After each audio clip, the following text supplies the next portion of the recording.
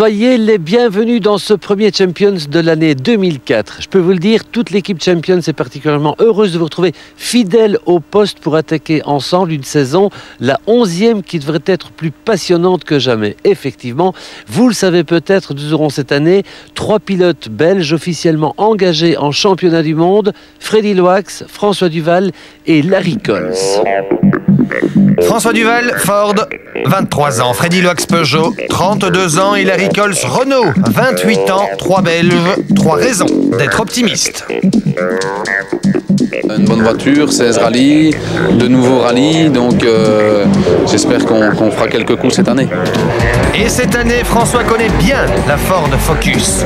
Freddy Loax, lui, va découvrir la nouvelle Peugeot 307. D'abord, je veux prendre le maximum de points, quelque part au Monte Carlo, 4-5, et après essayer d'être sur le podium. Découverte aussi pour Larry Cols en junior avec la Renault Clio. Eh bien Larry, bonsoir. Ça va très bien. Alors, qu'est-ce qu'on fait? On vous souhaite une super année 2004? Oui, ça va être une année, une superbe année, mais la première course va être très difficile. Pour moi, ça va être la plus difficile, un rallye très piégeux pour découvrir une nouvelle voiture. Donc, l'objectif sera d'être à l'arrivée. Et en parlant du championnat du monde, vous l'aurez peut-être deviné, nous sommes au Monte Carlo. Un Monte Carlo où nos 3 Belges sont présents. Un Monte Carlo qui va être passionnant. Pourquoi? Parce qu'il s'y passe toujours quelque chose, n'importe où, n'importe comment. Et tout ceci est dû à quoi? Eh bien, aux conditions météo complètement imprévisibles. La preuve, ce matin, à 6h, alors qu'il faisait encore noir, il a neigé sur Gap. Et cette neige complètement imprévue a tout à fait perturbé les pilotes et les teams. Récit de ce Monte Carlo 2004, pas comme les autres, comme d'habitude. Gérald Herry raconte. Être champion du monde, c'est bien, mais ça comporte aussi pas mal d'inconvénients. Comme celui d'ouvrir la route du Monte Carlo dans ces conditions. Peter Solberg s'en souviendra. Regardez comment le Norvégien va se faire peur dès le premier chrono. Long tightens, opens 20, short 2 left, into ice inside, 1 right plus. Le champion du monde n'a jamais terminé le Monte Carlo. Il va connaître un week-end difficile. Voici 3 interviews, 3 moments différents. Well, I almost went off. Well, I went off in one corner also. I can't get the speed, that's all. I don't know why. It's okay. It's very icy. Oh, difficult. Very difficult.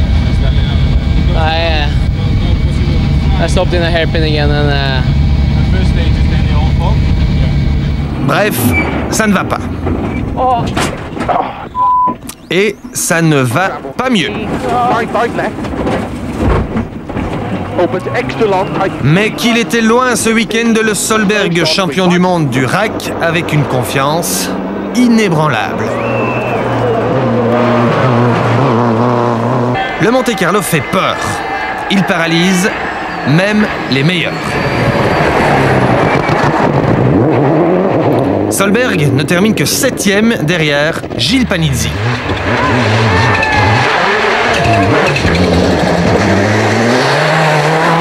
Et pourtant, la Subaru est équipée d'un système de différentiel électronique très performant.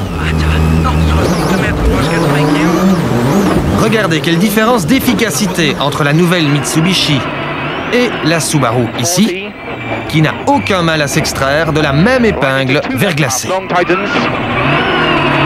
40. Pour mieux comprendre, regardons ce schéma. Les WRC 4 roues motrices sont équipées de 2 différentiels classiques, à l'avant et à l'arrière. Mais certaines sont aussi équipées d'un différentiel central piloté, c'est-à-dire géré par l'électronique. L'avantage, le voici, la roue intérieure rouge glisse et le différentiel central réagit au millième de seconde en répartissant la puissance sur les 3 autres roues. Chez Peugeot, la 307 de Freddy Loax n'était pas équipée de ce système électronique. Tout simplement pour des raisons de fiabilité. Par contre, celle de Gronholm l'était car il joue le titre. Regardez la différence. On comprend dès lors mieux la galère vécue par Gilles Panizzi au volant de la toute nouvelle Mitsubishi Lancer WRC, trop pointue à piloter.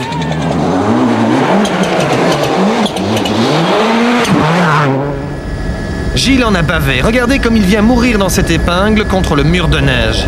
Écoutons ses réactions durant tout le rallye. On n'a absolument pas de contact avec le sol pour le moment. C'est vraiment pas facile, franchement. C'est très très stressant parce que t'accélères, j'ai beaucoup de mal à changer les vitesses. Et la liaison au sol est très difficile. C'est pire. On n'a rien changé à l'assistance, donc ça s'empire. J'ai maintenant plein de...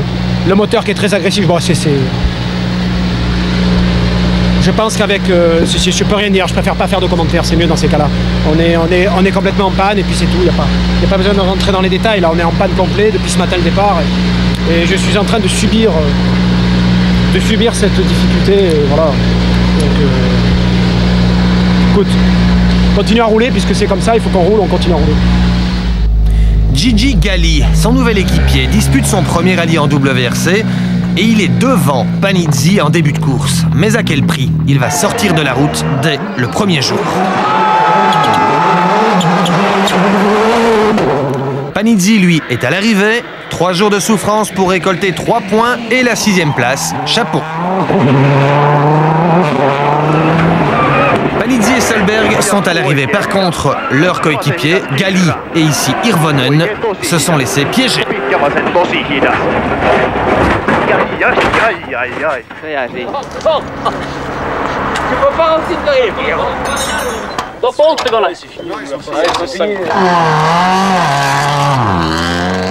Le Monte-Carlo n'est pas un rallye pour débutants. Les supporters portugais de Miguel Campos étaient pourtant confiants, mais ils avaient peut-être oublié qu'ici, il faut quelques années d'expérience pour ne pas sortir. Ah, l'expérience. Premier rallye en WRC pour l'espoir Peugeot, Nicolas Vouilloz, 27 ans. Et... Game over. La partie est terminée. N'empêche, Nicolas Vouilloz, on en reparlera. Il a signé des chronos devant Panizzi, Solberg et Loax. J'étais champion du monde, oui, donc en descente, en VTT. J'étais 10 fois champion du monde. Donc là, j'essaie de me reconvertir. En tout cas, le rallye, ça me plaît beaucoup. Et je retrouve un peu les mêmes sensations qu'en vélo. Et j'espère que j'arriverai à percer. Et que Nicolas se rassure, même le plus expérimenté des rallymen sur ce Monte-Carlo s'est fait piéger. Carlos Sainz.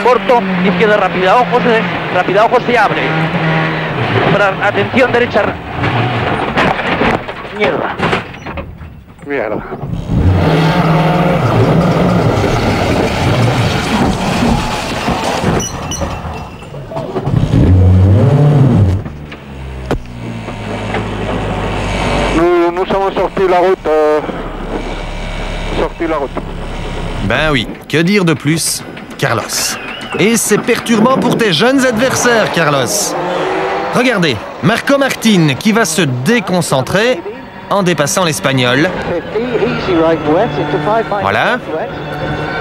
Et taper lui aussi un rocher. Maintenant.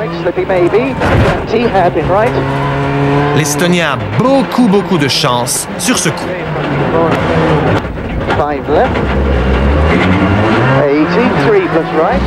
We were very lucky. We hit the rock base 5th gear, almost same place as Carlos. So we are very lucky that we are here. Marcus Gronholm va se laisser déconcentrer lui aussi.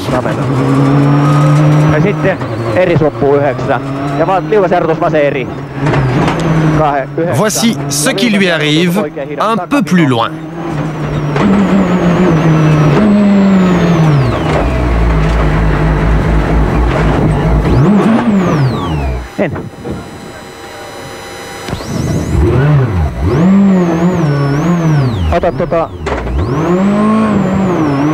Ne jäi jotain jumiin vai? Ei jäänyt, kun laatikko on tämmönen. Vaseri suppuu. Meni aikaa. Regardez comment Gronholm perd le contact stupidement avec le leader Sébastien Loeb. Il cale et met beaucoup de temps à redémarrer. Le pilote Peugeot perd 40 secondes sur une épingle. Pendant ce temps, Loeb s'envole. Ei jäänyt, kun laatikko on tämmönen. Vaseri suppuu. Meni aikaa. Puoli minuuttia. Vaseri jouhea, ahdas paska. No, 500 meters from the end, I went straight. and blocked in the reverse. In the car, I couldn't move. Gronholm repart, mais c'est la deuxième fois que la nouvelle boîte 4 vitesses de la Peugeot 307 lui joue des tours. Le premier jour déjà, Marcus est rentré au parc de service avec une boîte bloquée en troisième. FX for Timo. We still have 3 kilometers to go and we have only gear number 3. How can we switch manually? Kerro vaan. Marcus a même dû être poussé par son copilote Timo Rotiainen pour rentrer au parc de service, car démarrer en troisième, ce n'est jamais évident. La Peugeot 307 est toute nouvelle et elle fait ses maladies de jeunesse normales.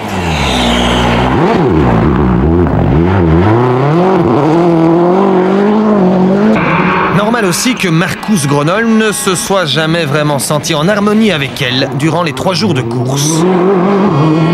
Yeah. So, difficult. Et pourtant, la Peugeot 307 est déjà meilleure que la 206. Comparaison effectuée avec les données télémétriques, satellites. Dans la même spéciale, les mêmes pneumatiques, le même pilote et les mêmes conditions, l'avantage est évident. N'oublions pas que Gronholm a quand même réalisé 3 temps scratch durant le rallye. Il termine 4e. Sur la même voiture, il n'est pas raisonnable de comparer Freddy Loax à Marcus Gronholm.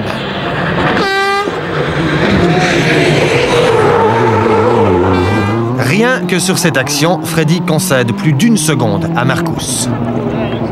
Le Limbourgeois s'est vu aussi imposer des choix de pneumatiques par son équipe.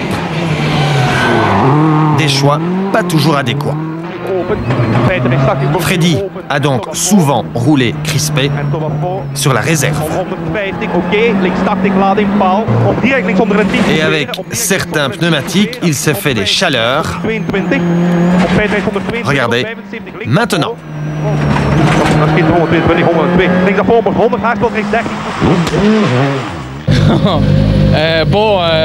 Le matin, il nous demandait de prendre le choix très sécurisé. Donc, on a mis de pneus neige pour le premier spécial. C'est raisonnable. Par contre, ici, on a perdu beaucoup parce que il fait un peu trop chaud. Mais bon, on ne sait pas faire plus. On a roulé comme ça et c'est raisonnable. Difficile, mais raisonnable. Regardez, ces pneus neige avec des clous, pas idéal sur sol sec. Il ne faut pas oublier non plus que les 2 derniers Monte-Carlo de Freddy Loax s'étaient soldés par 2 sorties de route. 2 sorties dont une avait laissé des traces physiques et psychologiques. Freddy voulait être à l'arrivée, c'est chose faite. Il voulait marquer des points constructeurs, Peugeot est content. Mais attention, à 32 ans, il est grand temps pour Freddy de remonter sur un podium et d'aller chercher une première victoire, sans quoi 2004 sera peut-être sa dernière saison au top. 5e, content Freddy? Oui, je suis content parce que c'est une nouvelle voiture et tout le monde a peu d'expérience avec. Donc, on n'était pas trop bien commencé. Tout doucement, on a amélioré le temps. On a beaucoup perdu au début. Bien sûr, on ne pouvait jamais rattraper. Donc, on a tout le temps roulé safe. On a fait chaque fois le choix de pneus sécurisé. Mais bien, de temps en temps, on perd un peu de temps. Mais à la fin, ça a payé. L'année commence bien. Hein. Maintenant, la Suède. La prochaine, c'est le Suède, oui. Le Suède, vous avez fait des scratchs déjà, hein? Des scratchs, je ne sais pas, mais on a fait déjà de très beaux temps, de très beaux trucs. Donc, c'est vrai, j'aimerais bien partir au Suède avec l'idée d'être dans le top 4. Bonne fin d'après-midi, Freddy. Merci, Paul. Ciao. Autre information importante. Sur les 16 rallyes du championnat, Freddy est actuellement assuré d'en disputer 10. La suite dépendra bien sûr de ses résultats. Il devra donc attaquer dès la Suède. Freddy Loax a également un rôle très important à jouer dans le cadre de la rivalité qui oppose Citroën à Peugeot au championnat constructeur.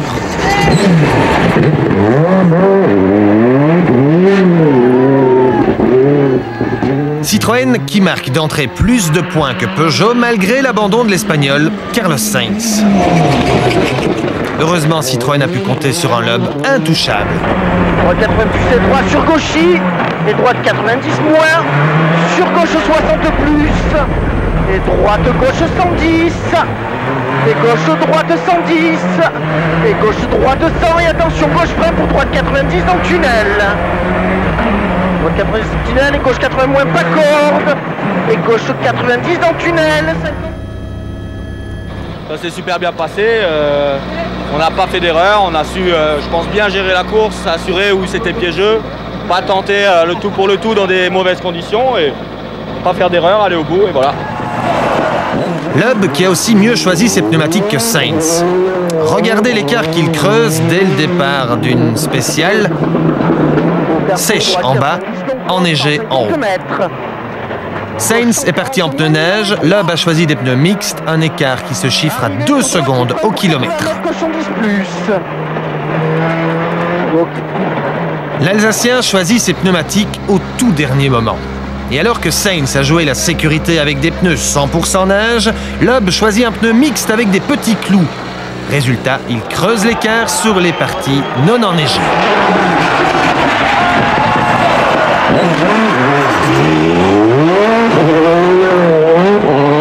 La victoire de Sébastien Loeb, c'est aussi celle d'un style de pilotage ultra propre, trajectoire tendue au maximum. Minimum de glisse, rarement le frein à main à l'entrée d'une épingle. Duval, lui, donne un léger coup de frein à main et pivote en appui sur le train arrière. Martin vire comme Loeb sur le train avant. Gronholm plonge à l'intérieur et tire légèrement le frein à main. Solberg, lui, vire plus large au frein à main. On le voit, Loeb, à droite, laisse juste glisser l'axara un minimum, alors que Solberg, à gauche, jette sa Subaru et négocie tout en glisse. La sanction du chrono est immédiate. Regardez en bas, à droite. Arrivé sur droite, il freine pour 80 mètres, cochon 10 plus. Loeb, 24 secondes 8, plus rapide. Ouais, mais je suis sceptique, à mon avis, il en a fait une parce que... Solberg perd beaucoup, sans cesse. Ouais, il a fait une connerie encore ou pas là? Non? Ok Sébastien, c'est le meilleur temps. 7,36. Ça fait encore un meilleur temps. Ouais, ça fait encore un meilleur temps, ouais, c'est comme avant. Hein. Les ouvreurs nous disent que tout a fondu et le fait que les spectateurs marchent sur la route après le passage des ouvreurs et que la température baisse un peu, ça redevient piégeux, c'est incroyable. Bon, dans un exercice difficile justement de l'équilibre, t'es le meilleur. Vous avez été le meilleur aujourd'hui, une fois encore. Pour l'instant, aujourd'hui, effectivement, on a été les meilleurs, on n'a pas fait d'erreur, on est encore là, on fait des bons temps. Mais quand on voit des spéciales comme ça, on se dit c'est jamais fini. Hein, tout peut arriver, sur la glace comme ça, c'est tellement piégeux qu'on a vraiment...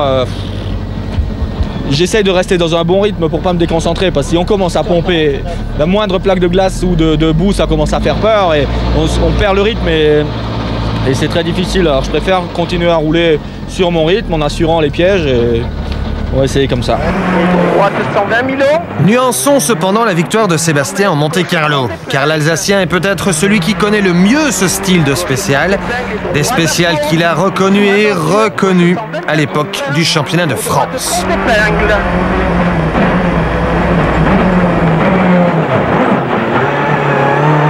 Spécial terminé pour Daniel. Ceci étant, le meilleur, c'était Loeb, sans discussion. C'était même écrit dans Nice Matin. Loeb maîtrise les Ford. Des Ford qui ont pourtant bien marché au Monte-Carlo, celle de l'Estonien Marco Martin. On s'y attendait.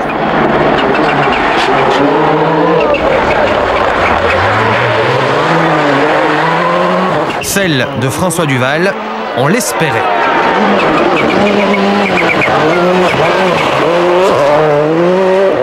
Le petit Belge a roulé comme un grand et même un très grand dans le brouillard. 40, sur droite 70 neige, sur gauche 73 en frein, pour droite 40 tenir, droite 40 tenir, sur gauche 40 ferme, pas corde, pas extérieur. Dans ces conditions, Duval a carrément éclaboussé son équipier de chez Ford, Marco Martin. Regardez le chrono. Même voiture, même pneumatique, même conditions. 6 right, 6 minus left.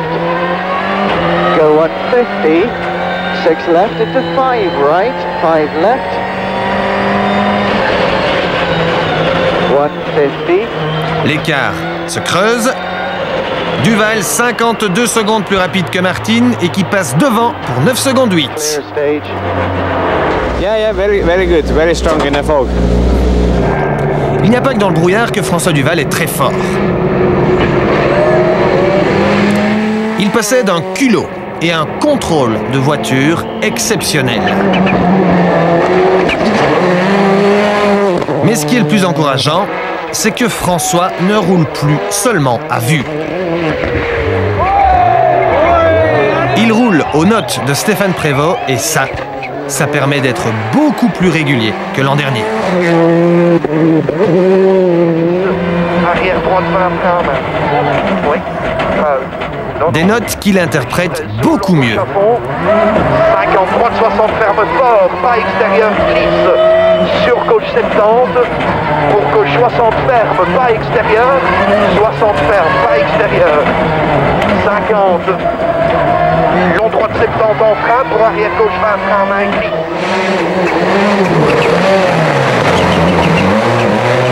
En témoigne la plus grande précision de ses points de freinage.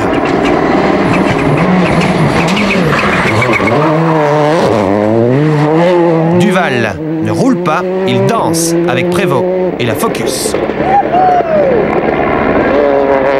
Je suis très content d'être au bout de cette journée parce qu'il y avait quand même pas mal de pièges. Et je pense qu'on a fait une belle journée. Malcolm est content. Enfin, j'espère que les autres n'ont pas été trop vite. C'est quoi ta position de classement général? 2 ou 3, je pense. Mais Martin va aller vite là. Les consignes chez Ford de maintenir les positions? Rester sur la route. Demain. Demain, c'est des spéciales qui connaissent, on aura un peu plus dur. Regardons le classement après 2 journées. Il est assez significatif. Derrière Loeb, l'intouchable, François Duval pointe le nez de ses 23 ans seulement devant tous les grands, Martin ou Martine, Gronholm, Solberg, Loax et Panizzi. Duval est le moins expérimenté de tous et pourtant, il est deuxième. Deuxième, 1 minute 28 derrière Loeb. L'écart aurait pu être réduit de moitié si François ne s'était pas vu imposer un choix de pneumatique cobaye par son team manager le premier jour. Des pneus à clous sur ce type d'asphalte, c'est pour se mettre dans le mur.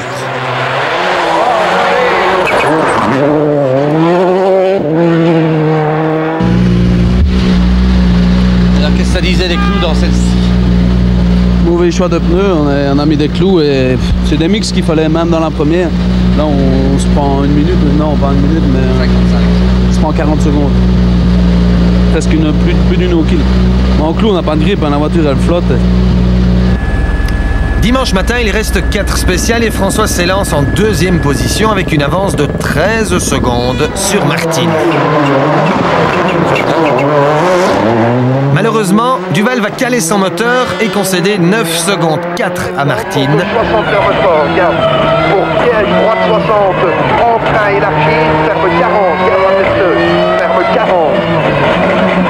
Sur gauche 60, emprunt, sur arrière gauche 30, arrière gauche. Voilà l'arrivée, 9 secondes 4. Martine revient à 3 secondes 6 du Belge. Le jeune Belge qui ne s'énerve pas et dans le chrono qui suit, il montre à Martine qui est le meilleur. Il bat l'Estonien de 3 secondes 1.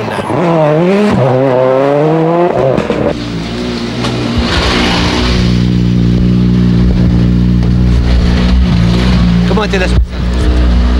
Eh bien, le col du Turini, j'ai calé le moteur. 59,7.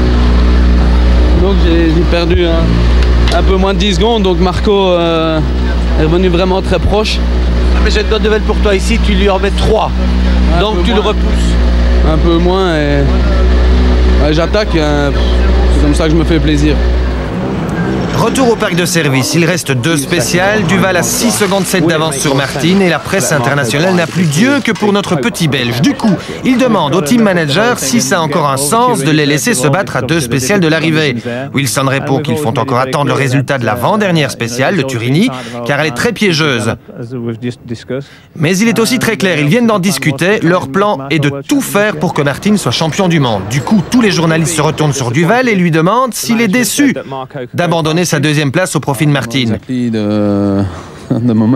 Et François, un grand professionnel, répond qu'il n'en sait rien et que 2e ou 3e, pour lui, c'est très bien.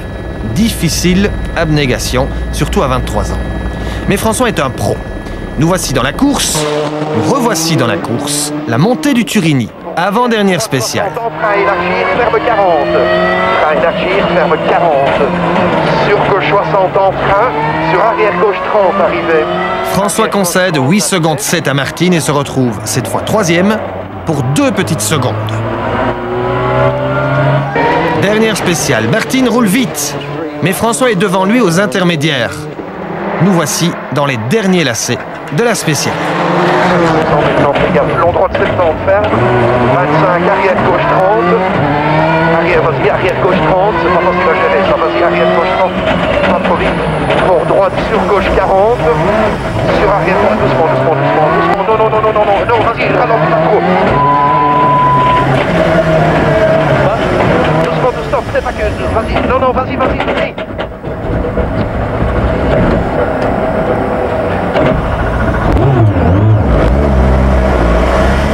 Et bien voilà, on est à l'arrivée de la dernière spéciale du rallye de Monte-Carlo. Le pilote qui arrive là-bas, c'est François Duval. Il est en bagarre avec Marco Martin pour la 2e place du général.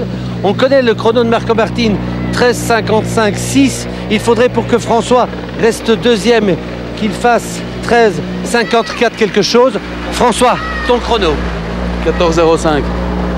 Ah ben tu as perdu la 2e place. Ouais, ça. Marco Martin te bat d'une dizaine de secondes. Ouais. Alors, ton sentiment? Non, ça va, je suis très content de finir 3e, mais bon, je préférais finir 3e que de sortir de la route, et voilà. Le sourire de François en dit long, mais il lui est interdit d'en dire plus. Jusqu'au bout, jusqu'au podium où le drapeau belge flotte fièrement, François Duval et Stéphane Prévost se sont comportés comme de grands professionnels, gardant leur légitime déception pour eux.